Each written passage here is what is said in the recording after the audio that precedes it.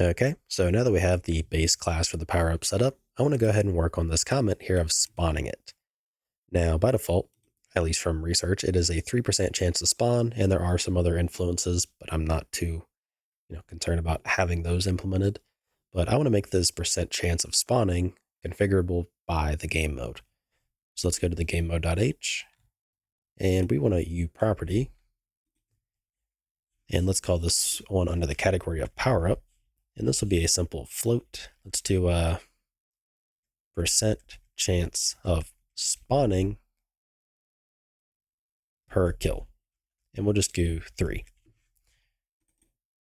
So the idea is basically if fmath, we want a rand range. So basically a value between 0 and the percent chance of spawning per kill. So if that is, or sorry, not that, we want between 0 and 100. And if that is less than percent chance of spawning per kill, then we want to go ahead and spawn the power up. So we want to have an array of something that defines the power up. So I had mentioned in the previous video, I wasn't 100% sure on what all I wanted to do with it, whether it's the actor-based route or the kind of like the scriptable objects route. I think the scriptable objects route would be a little bit cleaner overall. However, this would be the only system that I can think of that would really, do anything with it. So I don't think it's really, a necessity to do. So with that in mind, we're going to stick with the actor approach and just kind of be subclassing stuff. So the way we want to do that is going to be through a data asset that kind of defines what we want. So it's going to define, what mesh are we going to use for the power up, as well as what class do we actually want to use as well with it. So let's add a unreal class, and we want a a data asset.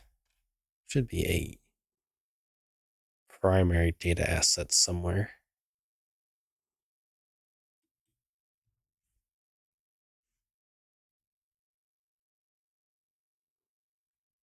Where is it at? Okay, so it seemed like it's very much the same case as the subsystem. So for whatever reason, it is not picking up things such as even the primary data asset. I wonder if it has something to do with what's in files and such. Did I overlook this as well?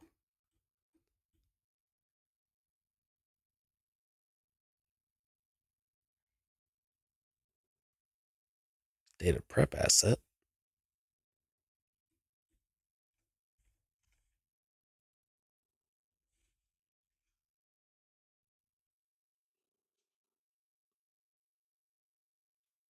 Okay, not sure why it's struggling to pick things up all of a sudden.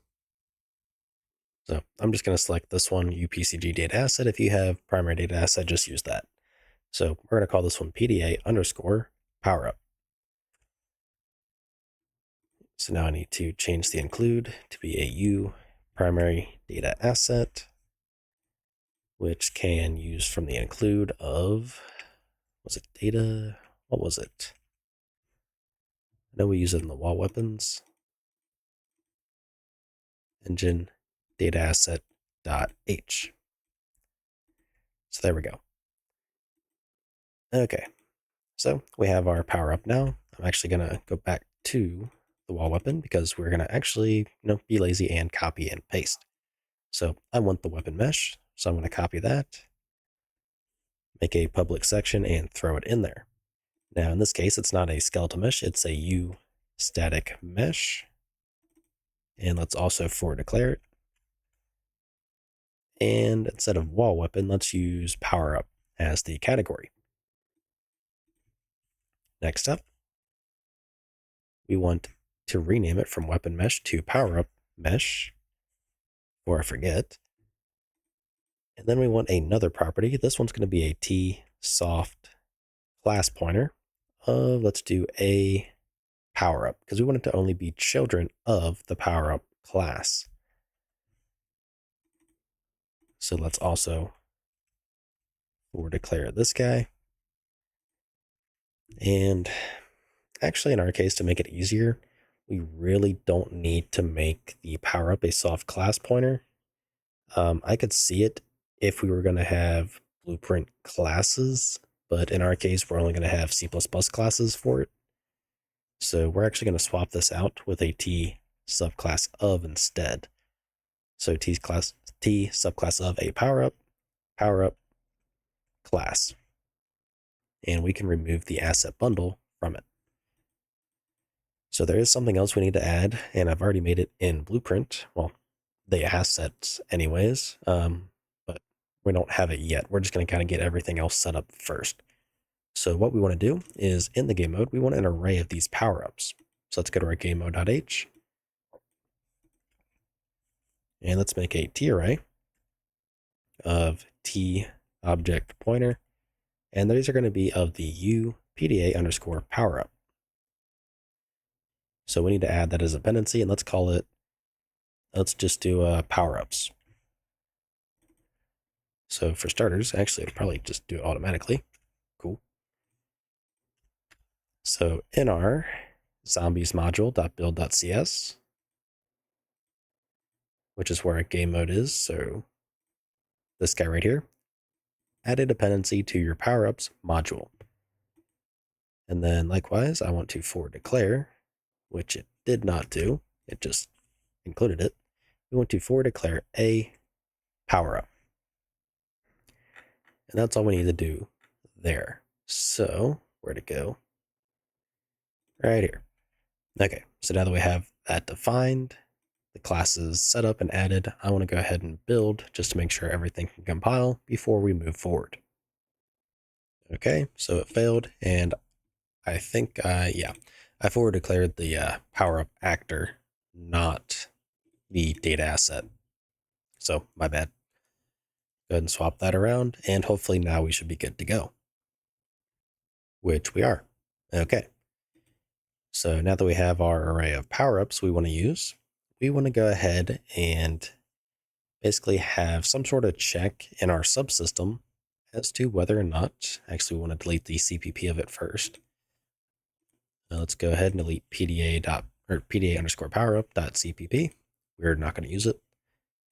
So in our subsystem here, where does powerup exist, we need to check and see if the powerup already exists. So the way we do that is not through the actual, a pointer to it.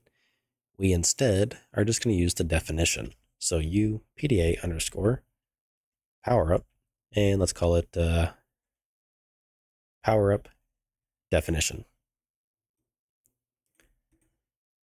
Let's replace that there. And in our case, we want to basically iterate over. So for a powerup in powerups, and if powerup get class, and I don't know if is there an equals class? I can't remember. Yeah. So if the class equals the powerup definition, that was the powerup class. And if that's the case, we return true. And at the very end, we return false because there was no match. So then just make sure to include powerups PDA powerup.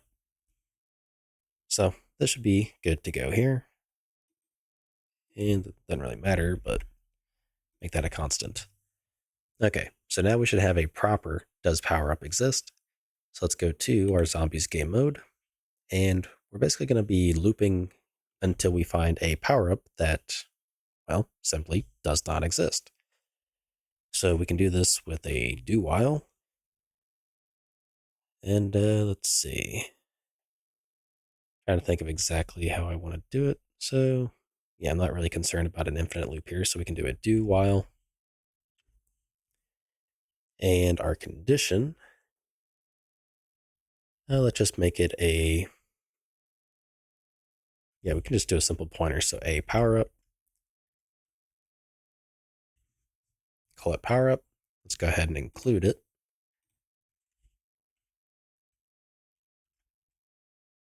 So powerups, powerup.h.